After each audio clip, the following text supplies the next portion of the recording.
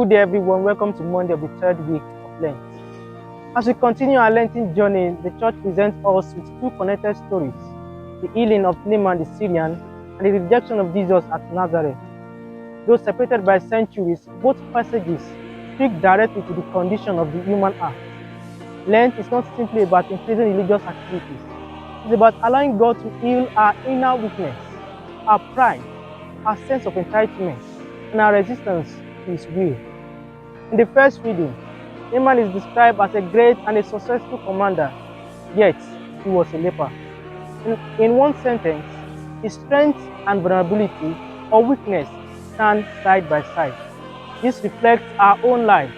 We may appear strong outwardly, yet inwardly we carry fears, sins, disappointments, and hidden struggles. When Naaman seeks healing, the prophet Elisha gave him a simple instruction: wash in the Jordan 7 times. Here, there is no dramatic ritual, no public display, just an ordinary command. Naaman was offended because he expected something greater and more impressive. His anger revealed that the real obstacle was not the disease on his skin, but the pride in his heart. The question is, as Christians, how often are we like Naaman? We pray, but we expect God to answer according to our plans. We want solutions that match our preferences and timing, but God often works quietly and simply, asking for trust and obedience. When Naaman finally humbled himself and obeyed, he was healed. His restoration came not through spectacle, but through submission. This shows that God's grace often comes through simple obedience, such as through daily prayer, hidden sacrifices, forgiveness, charity, and small acts of faithfulness. This means that transformation happens when pride gives way to trust. In the Gospel, Jesus furthered these human conditions. He explained that in the time of the prophets, God blessed foreigners, like the widow of Seraphat and Naaman the Syrian.